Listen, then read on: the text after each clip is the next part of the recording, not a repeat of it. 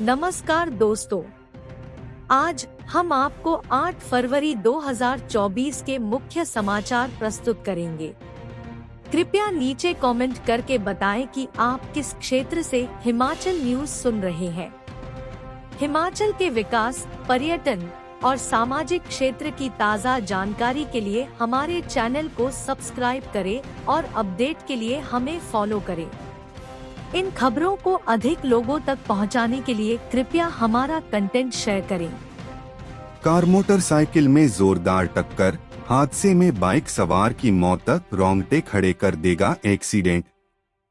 हमीरपुर के भोटा super highway मार्ग पर कोहली दी हट्टी के पास कार और मोटरसाइकिल की जोरदार टक्कर होने से मोटरसाइकिल चालक की मौत हो गई। हादसे में 4 अन्य लोग घायल हो गए। बुधवार शाम को कोहली दी हट्टी के पास एक बस सवारियां उतार रही थी। इतने में अल्टो कार पट्टा से लदरौर की ओर आई। जैसे बस पास करते हुए आगे बढ़ी तो दूसरी ओर मोटरसाइकिल चालक लदरौर से बस्सी की ओर जा रहा था। कोहली दी हट्टी के पास दोनों वाहनों में जोरदार टक्कर हो गई। टक्कर से अल्टो कार पलट गई और मोटरसाइकिल चालक घायल हो गया, जिसे हमीरपुर अस्पताल में ले जाया गया। वहां पर उसकी मौत हो गई है। भोरंज पुलिस ने घटना स्थल पर पहुंचकर मामले की छानबीन शुरू कर दी है। राम भक्तों का फूलों के साथ स्वागत, रामलला के दर्शन कर लौटे घर, देखते ही बन रहा था उत्साह। जिला बिलासपुर के चारों मंडलों से अयोध्या धाम से प्रभु श्री रामलला जी के दर्शन कर राम भक्तों की टोली कीरतपुर रेलवे स्टेशन पर पहुंची, जहां श्री नैना देवी जी मंडल ने विधायक रणधीर शर्मा की अध्यक्षता में उनका फूलों के साथ स्वागत अभिनंदन किया। वहीं सबके लिए चाय पान की व्यवस्था भी की गई। उनके लिए बढ़िपा व्यवस्था, ठहरने को और खाने की बहुत ही सराहनीय योग्य व्यवस्था रही। सभी भक्तों का उत्साह देखते ही बनता था। राम भक्तों ने कहा कि रामलला के दर्शन करके वे सब खुशी खुशी से अपने घर लौट रहे हैं। टैक्सी खरीदने में 62 लोगों ने दिखाई दिलचस्पी, देखें कैसे हुआ ड्राइविंग टेस्ट। जिला बिलासपुर में ई टैक्सी के लिए आवेदन करने वाले आवेदनकर्ताओं के लिए HRTC वर्कशॉप बिलासपुर के मैदान में स्किल व ड्राइविंग टेस्ट का आयोजन किया गया। क्षेत्रीय परिवहन अधिकारी कार्यालय बिलासपुर की ओर से आयोजित इस स्किल व ड्राइविंग टेस्ट में आवेदनकर्ताओं ने भाग लिया। RTO बिलासपुर राजेश कौशल ने बताया कि ई टैक्सी के लिए आवेदन करने वाले आवेदनकर्ताओं के लिए 2 दिवसीय 6 और 7 फरवरी को स्किल व ड्राइविंग टेस्ट का आयोजन किया गया है। उन्होंने कहा कि इस टेस्ट की पूरी रिपोर्ट तैयार कर प्रदेश सरकार को भेजी जाएगी। उन्होंने बताया कि जिला भर में 62 लोगों ने ई टैक्सी खरीदने में अपनी रुचि दिखाई है और नियमानुसार प्रक्रिया अपनाई जा रही है। नेता प्रतिपक्ष बोले, झूठ बोलती है कांग्रेस, प्रधानमंत्री ने लोकसभा राज्यसभा में किया विपक्ष को बेनका।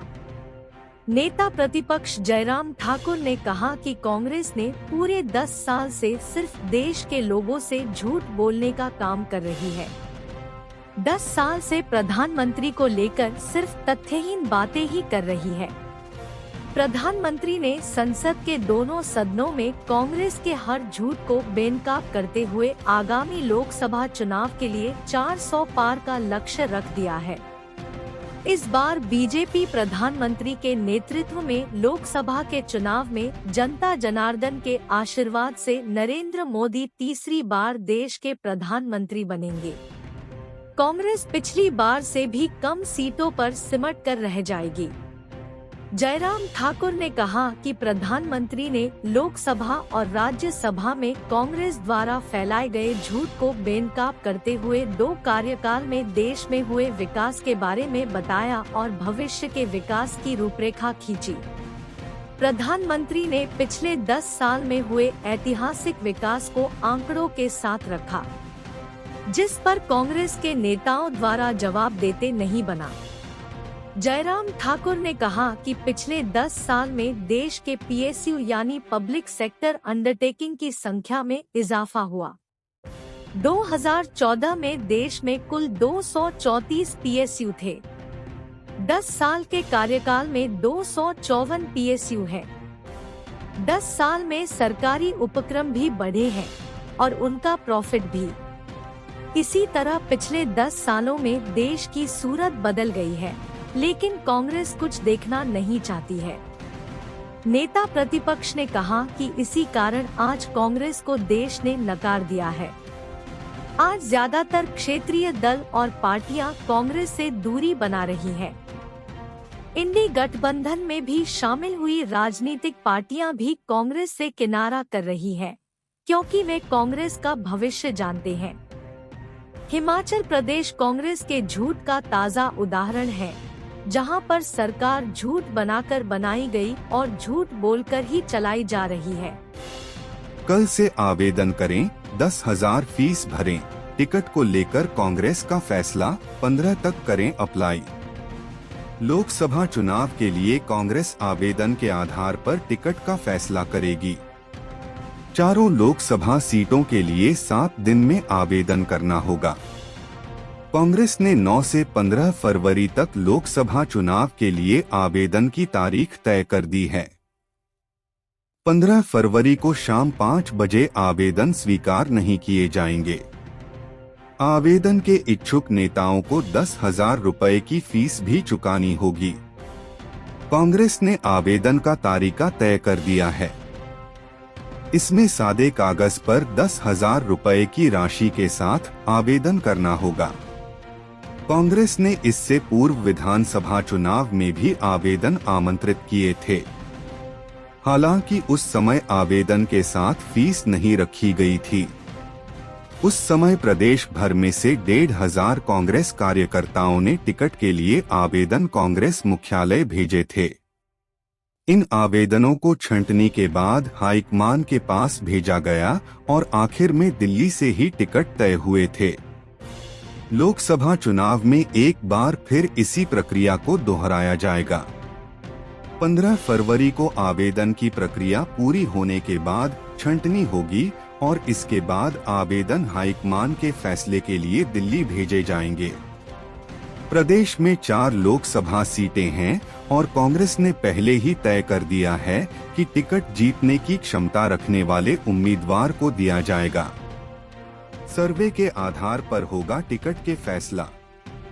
कांग्रेस महासचिव रजनीश किमटा ने बताया कि अखिल भारतीय कांग्रेस कमेटी के दिशा निर्देश पर प्रदेश कांग्रेस कमेटी ने आम चुनाव लोकसभा के लिए पार्टी के नेताओं, पदाधिकारियों और सक्रिय कार्यकर्ताओं से पार्टी टिकट के लिए इच्छुक उम्मीदवारों से आवेदन मांगे हैं। ये आवेदन 9 से 15 फरवरी तक स्वीकार किए जाएंगे। आवेदन सादे कागज पर होंगे और उसके साथ 10,000 की राशि संलग्न करनी होगी। किमटा ने बताया कि आवेदन प्रदेश कांग्रेस मुख्यालय राजीव भवन में 15 फरवरी 5 बजे तक स्वीकार किए जाएंगे। इसके बाद प्राप्त किसी भी आवेदन पर कोई विचार नहीं होगा। उन्होंने कहा कि टिकट के फैसला सर्वे के आधार पर होगा। जो उम्मीदवार जीतने की क्षमता रखते होंगे, आवेदन के बाद छंटनी प्रक्रिया में उन्हीं नामों पर विचार किया जाएगा। परफ्यूम कंपनी के गोदाम से भरे तैयार कच्चे माल के सैंपल, केंद्रीय फोरेंसिक टीम की जांच से सर्च ऑपरेशन रुका। Central forensic science lab (CFSL) Chandigarh के विशेषज्ञ लगातार दूसरे दिन परफ्यूम निर्माता फैक्ट्री में आग लगने के कारणों की पड़ताल में जुटे रहे। CFSL की 5 सदस्यीय टीम ने फैक्ट्री परिसर के भीतर से भी सैंपल जांच के लिए कब्जे में लिए हैं। इसके अलावा कंपनी के 2 गोदामों से भी छानबीन के दौरान बरामद हुए तैयार माल व कच्चे माल के सैंपल जांच के लिए जुटाए हैं। फोरेंसिक विशेषज्ञ जुटाए गए सैंपलों के जरिए यह जानने का प्रयास कर रहे हैं कि कंपनी में ऐसे कौन से केमिकल का इस्तेमाल किया जा रहा था जिससे इस तरह की भीषण आगजनी की घटना घटी। बता दें कि एसआईटी ने कंपनी के 2 गोदाम भी खंगाले हैं, जिनमें करोड़ों की कीमत का तैयार माल और केमिकल की खेप बरामद हुई है। दोनों ही गोदामों से बरामद किए केमिकल व तैयार परफ्यूम के सैंपल भी जांच के लिए जुटाए हैं। जांच में सामने आया है कि कंपनी परफ्यूम बनाने के अलावा ट्रेडिंग का भी काम कर रही थी। कंपनी का पिछले वर्ष 80 करोड़ से ज्यादा का टर्नओवर था, जो कि हर साल बढ़ रहा था। यहाँ उल्लेखनीय है कि फैक्ट्री में CFSL की चल रही जांच की वजह से घटना के 6ठे दिन भी सर्च ऑपरेशन रुका रहा। हालांकि फैक्ट्री की 3 मंजिल तक खोजबीन की जा चुकी है, 4थी मंजिल पर गिरे मलबे की तलाशी की जा जाएगी। अनसेफ इमारत में सर्च ऑपरेशन चलाना संभव नहीं है।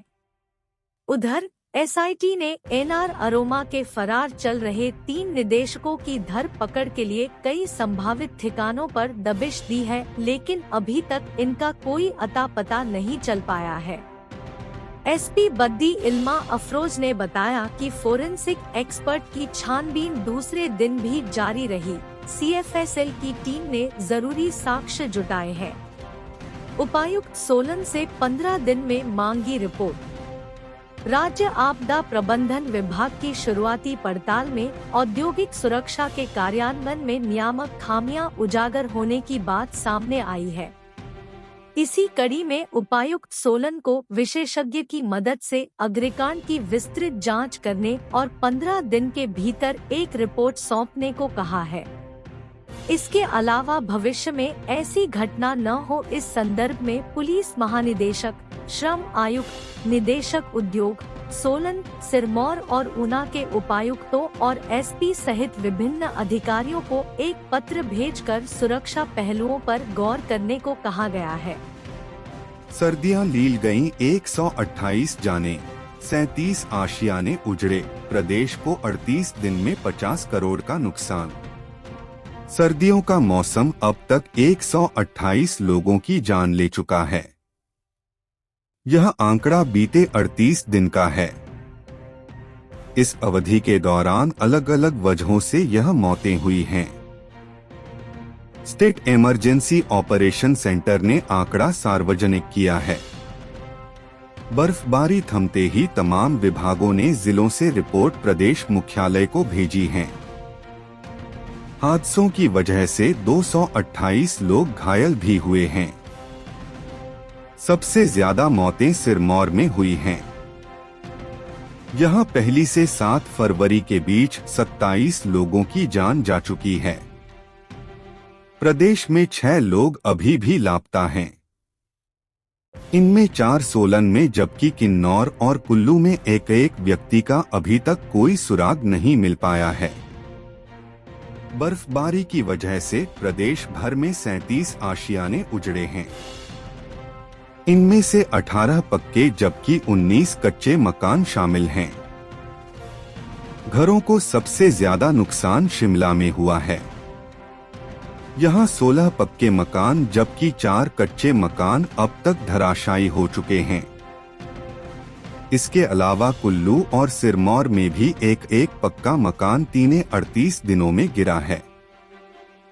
कुल्लू में 5 कच्चे मकान भी बर्फबारी की भेंट चढ़ चुके हैं। इसके अलावा चंबा, मंडी, सिरमौर में 3 जबकि सोलन में 1 मकान गिरने का रिकॉर्ड दर्ज हुआ है। प्रदेश में अब तक 50 करोड़ 94 लाख रुपए का नुकसान अभी तक आंका गया है। बिजली बोर्ड को झटका। 2 करोड़ 84 लाख रुपए का झटका बिजली बोर्ड को भी लगा है। बर्फबारी से 1,500 ट्रांसफार्मर व हाई वोल्टेज लाइनें टूट गई थी। ट्रांसफार्मर ठप होने से 71 लाख, हाई वोल्टेज लाइन के टूटने से 71 लाख 18,000 और एलटी लाइनों से 88 लाख 89,000 रुपए के नुकसान का अनुमान बोर्ड ने अभी तक लगाया है। 53 लाख से ज्यादा नुकसान बर्फबारी प्रभावित क्षेत्रों में खंभों के गिरने से भी बोर्ड को हुआ है। सरकार को भेजी रिपोर्ट। पीडब्ल्यूडी ने राज्य सरकार को 32 करोड़ 75 लाख रुपए के नुकसान की रिपोर्ट भेजी है। इसमें सबसे ज्यादा 14 करोड़ 66 लाख का नुकसान डलहौजी सर्किल में दर्ज किया है। मंडी जोन में 8 करोड़ 79 लाख, मंडी सर्किल में 4 करोड़ 21 लाख, कुल्लू में 3 करोड़ 49 लाख, जोगिंद्रनगर में 1 करोड़ 8 लाख, शिमला में 7 करोड़ 78 लाख, इनमें 3 करोड़ 52 लाख अकेले शिमला में, रामपुर में 2 करोड़ 54 लाख और रोहरू में 1 करोड़ 71 लाख का नुकसान हुआ है। एनएच को 1 करोड़ 51 लाख का नुकसान है।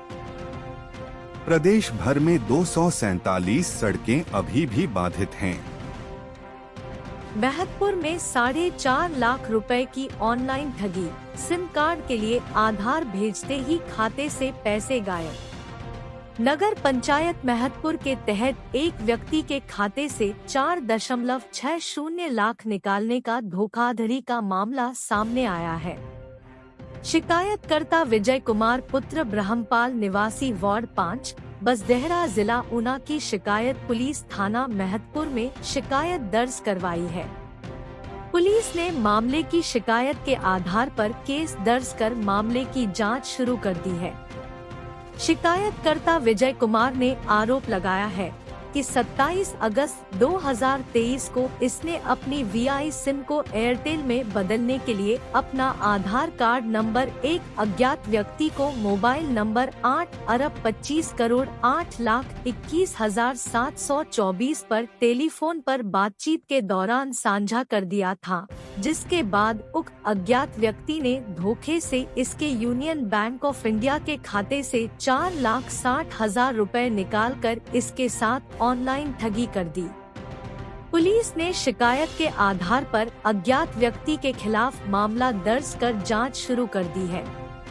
वहीं पुलिस थाना महतपुर के एसएचओ मनोज कौंडल ने बताया कि किसी भी व्यक्ति को अपने निजी दस्तावेज साझा न करें। एएसपी संजीव भाटिया ने कहा कि पुलिस मामले की जांच कर रही है। साल 2023 में 723 लोगों ने की खुदकुशी, आत्महत्या के लिए उकसाने पर 54 सुसाइड के 669 मामले दर्ज। प्रदेश में मानसिक तनाव के चलते आए दिन आत्महत्या के मामले सामने आ रहे हैं। हिमाचल प्रदेश में वर्ष 2023 में 723 लोगों ने आत्महत्या की है। इनमें आत्महत्या के लिए उकसाने के 54 मामले 306 आईपीसी के तहत दर्ज किए हैं। इसके अलावा 669 मामले सीआरपीसी की धारा 174 के तहत दर्ज किए हैं। हिमाचल प्रदेश में वर्ष 2023 में 723 लोगों ने आत्महत्या की है। अधिकतर मामलों में आत्महत्या करने के पीछे मानसिक तनाव ही कारण माना जा रहा है। आत्महत्या के मामलों में कोई घर की परेशानी से दुखी होकर फंदा लगा रहा है, तो कोई कारोबार ठप होने से परेशान होकर आत्महत्या कर रहा है। पुलिस मुख्यालय की ओर से जारी किए 3 साल के आंकड़ों के अनुसार आत्महत्या और आत्महत्या के लिए उकसाने के मामलों में कमी दर्ज की गई है। इसमें 306 आईपीसी के तहत दर्ज किए गए आत्महत्या के लिए उकसाने के मामलों में वर्ष 2021 में 67 मामले, 2022 में 74 मामले और 2023 में 54 मामले दर्ज किए हैं। इसके अलावा सीआरपीसी की धारा 174 के तहत आत्महत्याओं से संबंधित मामलों में भी कमी आई है। सीआरपीसी की धारा 174 के तहत आत्महत्याओं के मामलों में वर्ष 2021 में 850 मामले, वर्ष 2022 में 692 मामले और वर्ष 2023 में 669 मामले दर्ज किए हैं। डीजीपी संजय कुंडू ने कहा कि पुलिस विभाग आत्महत्याओं के बहुमुखी मुद्दे को संबोधित करने, निवारक उपायों और संवेदनशील जांच दोनों को सुनिश्चित करने के लिए प्रतिबद्ध है। उन्होंने कहा कि पिछले 3 वर्षों में आत्महत्याओं की संख्या और संबंधित जांच कार्यवाहियों में उल्लेखनीय कमी दर्ज की गई है। उन्होंने कहा कि इन संख्याओं में कमी उत्साहजनक है, लेकिन मानसिक स्वास्थ्य और आत्महत्या के मुद्दों से जुड़ी जटिलता और संवेदनशीलता को स्वीकार करना आवश्यक है। जनवरी में 118 सड़क हादसे, 78 मौतें। प्रदेश में पिछले साल के मुकाबले 76.81% कम हुई दुर्घटनाएं। प्रदेश में नए साल के पहले माह में 118 सड़क हादसों में 78 लोगों ने जान गंवाई है। इसके अलावा सड़क हादसों में 237 लोग घायल हुए हैं। वर्ष 2023 के मुकाबले 2024 में जनवरी माह में सड़क दुर्घटनाओं में 76.81% की कमी दर्ज की गई है। सड़क हादसों में होने वाली मृत्यु दर में 7.96% और चोटों में 34.95% की कमी आई है। सड़क दुर्घटनाएं एक बड़ी चिंता का विषय बन गई है। खासकर विकासशील देशों में भारत दुनिया के सबसे बड़े सड़क नेटवर्क में से एक है। भारत की सड़कें लोगों और वस्तुओं की आवाजाही के लिए आवश्यक माध्यम है, जो देश की अर्थव्यवस्था की वृद्धि और विकास को बढ़ावा देती है। सड़क गतिशीलता का बढ़ा हुआ स्तर, अपर्याप्त बुनियादी ढांचे, यातायात कानूनों के ढीले कार्यान्वयन और व्यापक असुरक्षित ड्राइविंग व्यवहार के साथ मिलकर सामूहिक रूप से सड़क दुर्घटनाओं में वृद्धि में योगदान देता है, जिससे सार्वजनिक स्वास्थ्य और सुरक्षा के साथ गंभीर मुद्दे उठते हैं। हिमाचल पुलिस सड़क दुर्घटनाओं पर अंकुश लगाने के लिए एक मजबूत उपाय लागू करने के लिए प्रतिबद्ध है। पिछले वर्ष 2023 में जनवरी माह में 171 सड़क हादसों में 69 लोगों ने जान गंवाई थी और 237 लोग घायल हुए थे। नए साल 2024 में जनवरी माह में 118 सड़क हादसों 78 लोगों ने जान गंवाई है और 278 लोग घायल हुए हैं। हादसे कम करने को पुलिस ने छेड़ी मुहिम। डीआईजी टीटीआर गुरदेव शर्मा का कहना है कि हिमाचल पुलिस परिवहन विभाग के समन्वय के साथ जन जागरूकता कार्यक्रम शुरू करती है। ये शैक्षिक पहल सुरक्षित ड्राइविंग प्रथाओं, सीट बेल्ट के महत्व और तेज गति और नशे में ड्राइविंग के खतरों के बारे में जागरूकता बढ़ाती है।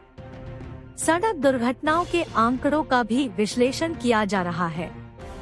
नियमित रूप से ट्रैफिक नाकों की प्रगति की निगरानी की जा रही है, ताकि नशे में धुत ड्राइवरों की पहचान करने और उन्हें पकड़े के अनुपालन को सुनिश्चित किया जा सके। हिमाचल में विभिन्न स्थानों पर 48 आईटीएमएस सक्रिय रूप से कार्यरत है। 20 आईटीएमएस की स्थापना का कार्य प्रगति पर है। बिलिंग में युवक युवती की मौत से नहीं उठा पर्दा, छानबीन जारी, पहेली बना मामला, पोस्टमार्टम रिपोर्ट का इंतजार। बिलिंग घाटी के जंगल में युवक युवती की मौत से अभी तक पर्दा नहीं उठ पाया है।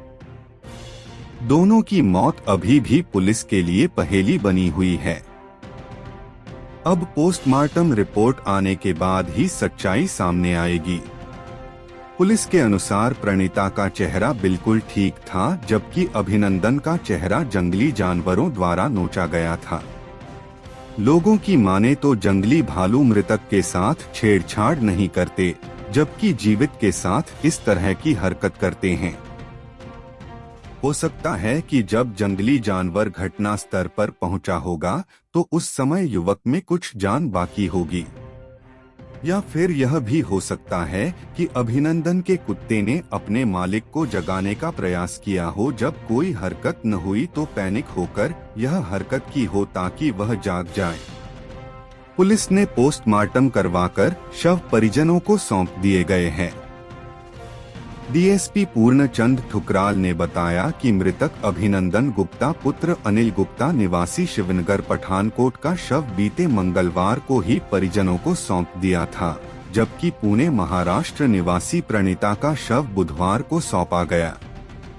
लोगों के अनुसार मगर जिस तरह से अभिनंदन का पालतू कुत्ता मालिक के शव के पास पहरा देता रहा और उसके जोर जोर से चिल्लाने से रेस्क्यू टीम को मौके पर पहुंचने में सफलता मिली।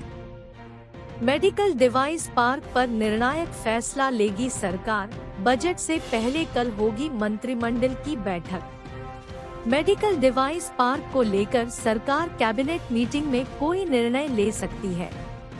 विधानसभा के बजट सत्र से पहले मुख्यमंत्री सुखविंदर सिंह सुक्खू ने कैबिनेट की बैठक बुला ली है। मंत्रिमंडल की यह बैठक 9 फरवरी को दिन को 12 बजे सचिवालय में होगी। इस बैठक में राज्यपाल अभिभाषण के ड्राफ्ट को मंजूरी दी जाएगी और विधानसभा सत्र के दौरान रखे जाने वाले विधेयकों पर भी चर्चा होगी। विधानसभा का बजट सत्र 14 फरवरी से शुरू हो रहा है, जिसमें 17 फरवरी को मुख्यमंत्री अपना दूसरा बजट पेश करेंगे। कैबिनेट में फिर से गेस्ट टीचर भर्ती को लेकर भी चर्चा हो सकती है। पिछली कैबिनेट में यह फैसला होने के बाद अभी तक इस होल्ड रखा गया है। पिछली बार कैबिनेट से वापस लौटाई गई junior office assistant post code 817 के मामले में मंत्रिमंडल की बैठक में चर्चा हो सकती है। पिछली कैबिनेट से अब तक सरकार गांव के द्वारा कार्यक्रम में लगभग सभी मंत्रियों और मुख्य संसदीय सचिवों से जेओए 817 के अभ्यर्थी मिल चुके हैं। अब यह देखना है कि यह मामला दोबारा कैबिनेट में जाता है या नहीं। दूसरी तरफ इसी पोस्ट कोड के साथ जुड़े junior office assistant IT post code 556 के मामले में विधि विभाग ने भी कार्मिक विभाग को फाइल वापस लौटा दी है। पोस्ट कोड 556 की एग्जीक्यूशन पिटीशन के बाद इस बारे में कार्मिक विभाग ने विधि विभाग को राय के लिए फाइल भेजी थी और पूछा था कि junior office assistant post code 817 से पोस्ट कोड 556 की पोस्ट घटानी है या नहीं।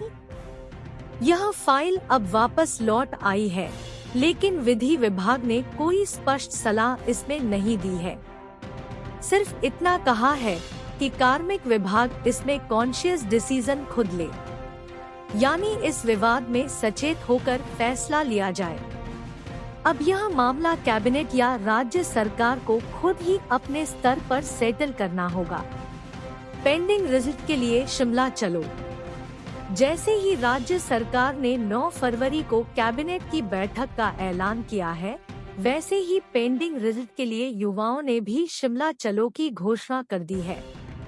9 फरवरी को उन भर्तियों के मामलों में जिनमें पेपर लीक की एफआईआर के कारण बात आगे नहीं बढ़ रही है, वो अभ्यर्थी शिमला आएंगे। इनमें पोस्ट कोड 817, 903, 939, 980, 962, 977 और 928 शामिल है। इनका कहना है कि यदि 9 फरवरी के दिन कैबिनेट ने 817 का रिजल्ट निकलने का फैसला नहीं किया, तो शिमला में ही क्रमिक अनशन पर बैठ जाएंगे। हालांकि अभी तक इस तरह के प्रदर्शन की मंजूरी के लिए आवेदन नहीं किया गया है। अस्पताल की टंकी से निकले मांस के टुकड़े, ऑपरेशन थिएटर का वेस्ट ओवरफ्लो होने से बहने लगी गंदगी।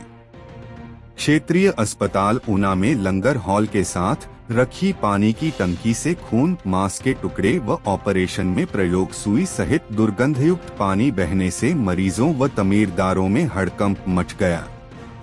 लंगर हॉल में दोपहर का भोजन करने बैठे लोगों ने टंकी के ओवरफ्लो होने से अस्पताल प्रशासन की कार्यप्रणाली के खिलाफ भारी रोष व्यक्त किया। बता दें कि ऊना अस्पताल के लंगर हॉल के पास एक तरफ रखी पानी की टंकी को अस्पताल प्रबंधन द्वारा लंबे समय से ऑपरेशन थिएटर का वेस्ट एकत्रित करने के लिए प्रयोग किया जा रहा है, परंतु बुधवार के दिन इस टंकी के जाम होने से यह टंकी ओवरफ्लो हो गई। उस दौरान ही ऑपरेशन थिएटर की साफ सफाई और धुलाई से निकला वेस्ट खून से लथपथ पानी, मांस के टुकड़े, सुई के टुकड़े व जमा हुआ खून बाहर आने लगा। जब इस समस्या को लंगर हॉल में मौजूद लोगों ने देखा तो लोगों ने अस्पताल प्रबंधन की इस प्रकार की कार्यप्रणाली को कोसा और इस समस्या को प्राथमिकता के आधार पर हल करने के लिए अस्पताल प्रबंधन से अपील की। इस संबंध में क्षेत्रीय अस्पताल ऊना के एमएसओ विकास चौहान ने बताया कि पानी की इस टंकी से ओटी से निकलने वाली रुई और ऑपरेशन थिएटर की सफाई करने के दौरान निकले पानी की निकासी होती है, परंतु निकासी नाली के जाम होने से यह समस्या पैदा हुई है। समस्या के ध्यान में आने के बाद इसे प्राथमिकता के आधार पर हल करवा दिया गया। औद्योगिक क्षेत्रों में अंडरग्राउंड होंगी तारें। मुख्यमंत्री ठाकुर सुखविंदर सिंह सुक्खू ने की झाड़माजरी में हुए भीषण अग्निकांड की प्रशासन द्वारा गहनता से जांच की जा रही है और सभी संबंधित पहलुओं का गहन विश्लेषण किया जाएगा। उन्होंने कहा कि भविष्य में ऐसी घटना दोबारा न हो, इसके लिए उद्योग प्रबंधकों के साथ चर्चा कर प्रभावी कदम उठाए जाएंगे और कानून व नियमों में आवश्यक बदलाव भी किया जाएगा। उन्होंने कहा कि उद्योगों में कामगारों की सुरक्षा के लिए सभी आवश्यक कदम उठाए जाएंगे। मुख्यमंत्री ने कहा कि इस दुखद घटना के लिए उत्तरदायी किसी भी व्यक्ति को बख्शा नहीं जाएगा। इस मामले में एफआईआर दर्ज करते हुए 2 लोगों को गिरफ्तार किया जा चुका है, जबकि अन्य दोषियों के विरुद्ध भी कड़ी कार्रवाई की जाएगी। उन्होंने कहा कि फरार चल रहे कंपनी मालिकों को जल्द गिरफ्तार कर लिया जाएगा। मुख्यमंत्री ने कहा कि औद्योगिक क्षेत्रों में स्मार्ट मीटरिंग तथा बिजली की तारों को अंडरग्राउंड करने पर भी विचार किया जाएगा, ताकि शॉर्ट सर्किट से होने वाले हादसों पर अंकुश लग सके। मुख्यमंत्री ने उन्हें प्रदेश सरकार की ओर से हर संभव सहायता का आश्वासन दिया। मुख्यमंत्री ने संडोली में उपायुक्त सोलन, एसपी बद्दी से भी इस अग्निकांड को लेकर जानकारी हासिल की और अन्य संबंधित विभागों को जरूरी दिशा निर्देश दिए। इस अवसर पर स्वास्थ्य एवं परिवार कल्याण मंत्री डॉक्टर कर्नल धनी राम शांडिल, मुख्य संसदीय सचिव चौधरी राम कुमार, विधायक केएल ठाकुर, उपायुक्त मनमोहन शर्मा, एसपी बद्दी इल्मा अफरोज, एसडीएम नालागढ़ दिव्यांशु सिंगल सहित अन्य विभागों के अधिकारी उपस्थित रहे। मुख्यमंत्री सुक्खू ने अस्पताल में उपचाराधीन घायलों का हालचाल पूछा। सीएम सुक्खू ने अस्पताल में उपचाराधीन घायलों का कुशलक्षेम पूछा। सीएम सुखविंदर सिंह सुक्खू ने कहा कि घायलों को 5-5 हजार रुपए की त्वरित राहत राशि दी गई है तथा उन्हें कुल 50 से 50 हजार रुपए की आर्थिक सहायता प्रदान की जाएगी। इसके अतिरिक्त मृतकों के परिजनों को भी कुल 6.5 लाख रुपए प्रति परिवार की आर्थिक सहायता प्रदान की जाएगी। ठाकुर सुखविंदर सिंह सुक्खू ने कहा कि इस दुर्भाग्यपूर्ण घटना में 5 लोगों की मौत हुई है। एक शव की पहचान की जा रही है, जबकि 5 व्यक्ति अभी भी लापता हैं। उन्होंने कहा कि इस घटना में 37 व्यक्ति घायल हुए थे, जिनमें से 13 घायलों को उपचार के बाद अस्पताल से छुट्टी मिल गई है। दुख की घड़ी में प्रभावितों के साथ है सरकार। मुख्यमंत्री सुखविंदर सिंह सुक्खू ने औद्योगिक क्षेत्र बरोटीवाला के झाड़माजरी स्थित एनआर अरोमा फैक्ट्री में हुए भीषण अग्निकांड का मौके पर जाकर निरीक्षण किया तथा मृतकों के परिजनों के प्रति गहरी संवेदनाएं प्रकट की। उन्होंने अधिकारियों से आग लगने की घटना के बारे में विस्तार से जानकारी ली और आवश्यक दिशा निर्देश भी दिए। उन्होंने जिला प्रशासन को प्रभावितों को हर संभव सहायता पहुंचाने के निर्देश दिए हैं। ठाकुर सुखविंदर सिंह सुक्खू लापता व्यक्तियों के परिजनों से भी मिले और उन्हें ढांढस बंधाया। उन्होंने कहा, आप चिंता न करें, राज्य सरकार दुख की इस घड़ी में आपके साथ पूरी मजबूती के साथ खड़ी है और हर संभव सहायता उपलब्ध करवाई जाएगी। उन्होंने झाड़माजरी स्थित अस्पताल में जाकर घायलों से मुलाकात की और उनका कुशल क्षेम जाना। इस अवसर पर स्वास्थ्य एवं परिवार कल्याण मंत्री डॉक्टर कर्नल धनी राम शांडिल, मुख्य संसदीय सचिव चौधरी राम कुमार, विधायक केएल ठाकुर, उपायुक्त मनमोहन शर्मा, एसपी बद्दी इल्मा अफरोज, एसडीएम नालागढ़ दिव्यांशु सिंगल सहित अन्य विभागों के अधिकारी उपस्थित रहे। एक साथ 61 पुस्तकें प्रकाशित, HPU के प्रो विवेकानंद तिवारी ने स्थापित किया विश्व कीर्तिमान। हिमाचल प्रदेश विश्वविद्यालय के प्रो विवेकानंद तिवारी ने एक साथ 61 पुस्तकें प्रकाशित कर विश्व कीर्तिमान बनाया है। हिमाचल प्रदेश विश्वविद्यालय के लिए यह गौरव की बात है। सनातन धर्म एवं भारतीय संस्कृति की आधार स्तंभ गाय की विविध पक्षों पर इस वर्ष एक साथ 61 पुस्तकें प्रकाशित हुई हैं, जो एक विश्व रिकॉर्ड है। Guinness book of world record में भेजा गया है।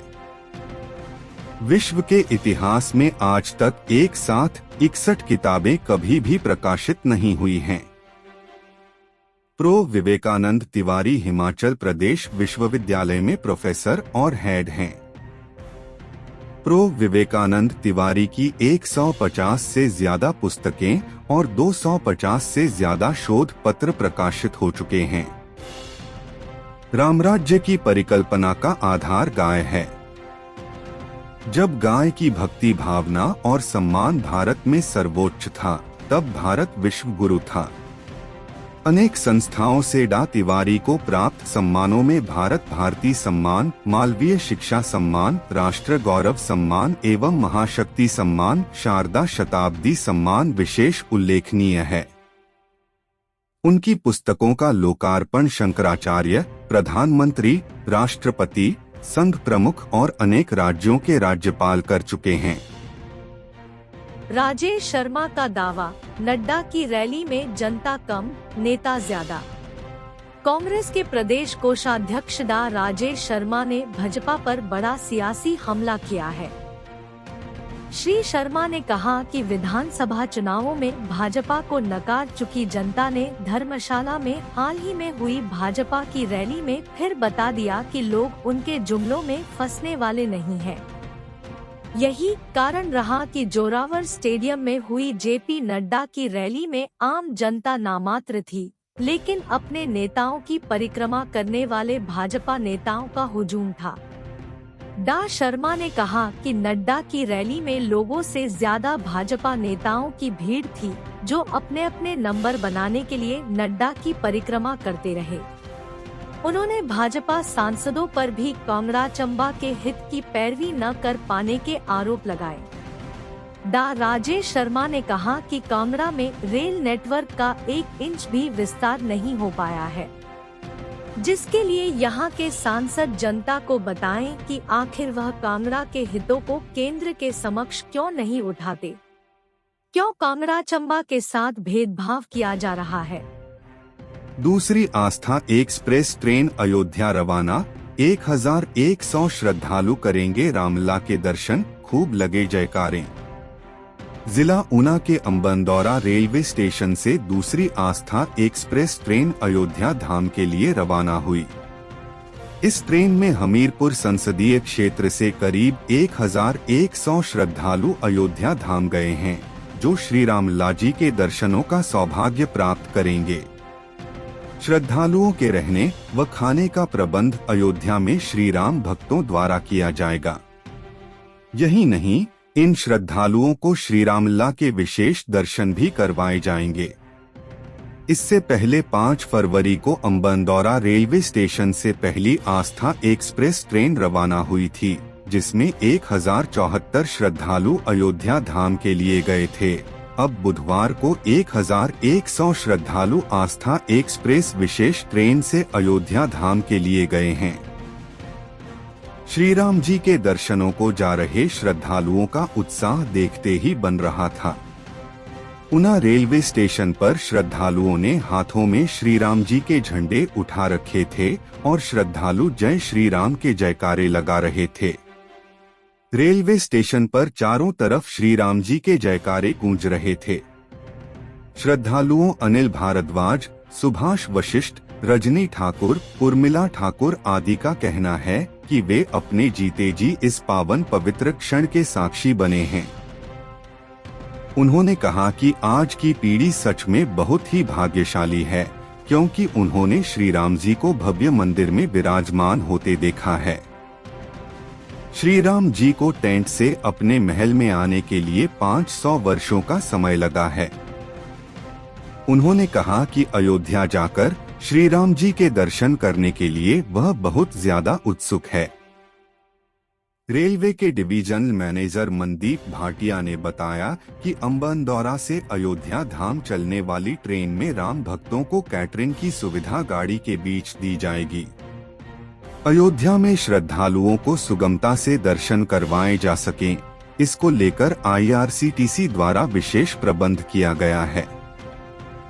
जरूरत पड़ेगी तो हिमाचल प्रदेश से और रेलगाड़ियां भी अयोध्या के लिए चलाई जाएंगी।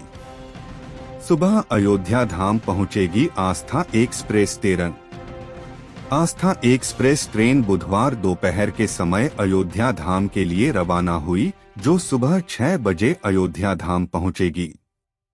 ट्रेन अंबानदौरा रेलवे स्टेशन से ऊना रेलवे स्टेशन, पंजाब के नंगल डैम, आनंदपुर साहिब, कीरतपुर, चंडीगढ़, अंबाला, सहारनपुर होते हुए अयोध्या पहुंचेगी। हर गर्भवती धात्री महिला को 5,000। इस योजना के तहत अब तक इतनी महिलाएं हो चुकी हैं कवर। प्रदेश में केंद्र सरकार की प्रधानमंत्री मातृवंदना योजना हिमाचल में सभी गर्भवती महिलाओं के लिए कारगर साबित हो रही है। इस योजना के तहत पूरे प्रदेश में तक 38,849 महिलाएं कवर हो चुकी है। खास बात ये है कि इसमें सबसे ज्यादा महिलाएं कांगड़ा और मंडी जिलों की हैं। गर्भवती या धात्री महिलाओं को ये पैसे उनके खाते में DBT के जरिए आ रहे हैं।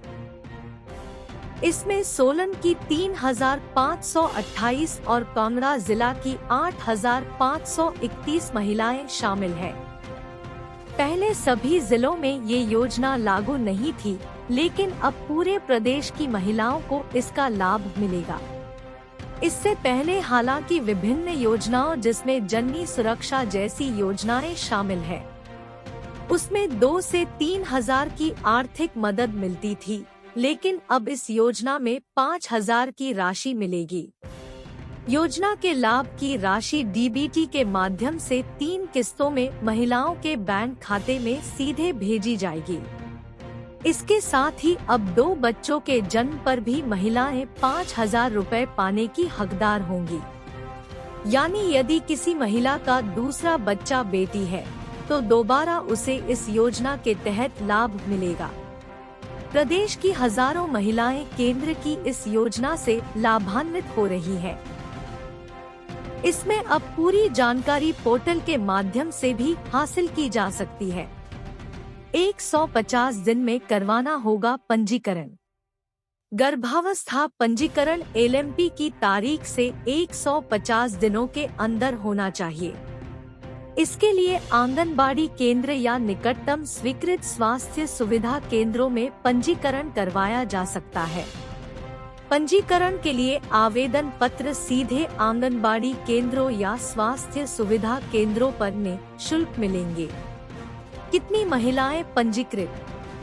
बिलासपुर 2,323, चंबा 3,128, हमीरपुर 3,045, कांगड़ा 8,551, किन्नौर 240, कुल्लू 2,122, स्पीति 68, मंडी 7,302, शिमला 2,739, सिरमौर 2,825, सोलन 3,243, ऊना 3,528, कुल 38,849।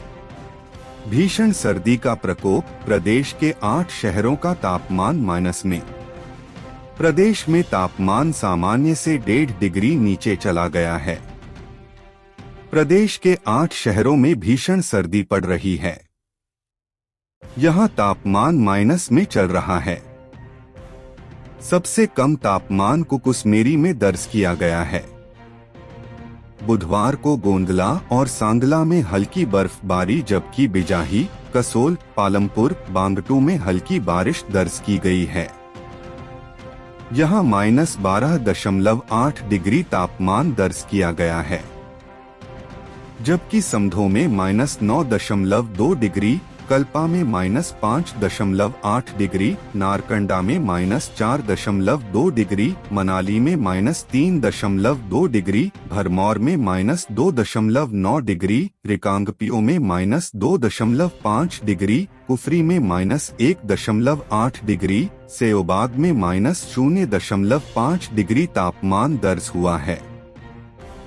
शिमला में 0.3 डिग्री, धर्मशाला में 3.2 डिग्री, सोलन में 0.2 डिग्री, मंडी 2.1 डिग्री, बिलासपुर 5.1 डिग्री, चंबा में 2.5 डिग्री तापमान बुधवार को रहा है। मौसम विभाग ने आगामी 24 घंटे में ज्यादातर हिस्सों में मौसम साफ रहने की संभावना जताई है, जबकि इस दौरान शीतलहर का प्रकोप बना रहेगा। मैदानी इलाकों में पाला गिरने से ठंड और अधिक बढ़ेगी। एचआरटीसी बस की चपेट में आने से 22 वर्षीय युवक की मौत, गुस्साए लोगों ने तोड़े गाड़ी के शीशे। बिलासपुर बस अड्डा के पास बुधवार को एचआरटीसी बस की चपेट में आने से एक 22 वर्षीय युवक की मौत हो गई। पुलिस ने बस चालक के खिलाफ मामला दर्ज कर आगामी कार्रवाई शुरू कर दी है। वहीं मौके पर पहुंचे गुस्साए लोगों ने बस के शीशे तोड़ दिए। अतिरिक्त पुलिस अधीक्षक ने मौका संभालते हुए गुस्साए लोगों को समझाया। युवक की पहचान रघुवीर के रूप में हुई है। युवक अपने काम से जा रहा था, तभी वह सरकाघाट से शिमला के लिए जा रही एचआरटीसी बस की चपेट में आ गया और उसकी मौके पर ही मौत हो गई। डीएसपी बिलासपुर मदन धीमान ने बताया कि एचआरटीसी चालक के खिलाफ मामला दर्ज कर लिया गया है। हादसे के कारण की जांच की जा रही है। टाटा शोरूम में भड़की आग, टूटीकंडी में तड़के उठी लपटों से लाखों का सामान स्वाह। शिमला के अंतर्राज्यीय बस स्टैंड टूटीकंडी स्थित टाटा शोरूम में बुधवार तड़के करीब 4-4:30 बजे टाटा के शोरूम में आग लग गई। शॉर्ट सर्किट के कारण भड़की आग से स्पेयर पार्ट्स पूरी तरह से जल गए। साथ ही 2 गाड़ियों टाटा पंच व टियागो अप्लाइड फॉर को भी नुकसान पहुंचा। आग लगने से करीब 40 लाख के नुकसान का अनुमान लगाया जा रहा है। बहरहाल फायर ब्रिगेड की टीम ने कड़ी मशक्कत के बाद आग पर काबू पा लिया है। हम अपने राज्य के विकास में योगदान देने में गर्व महसूस करते हैं और हमें उम्मीद है कि आने वाले दिनों में हमें और भी अच्छी खबरें मिलेंगी। इन खबरों को अधिक लोगों तक पहुंचाने के लिए कृपया हमारा कंटेंट साझा करें, हमारे चैनल को सब्सक्राइब करें और अपडेट के लिए हमें फॉलो करें।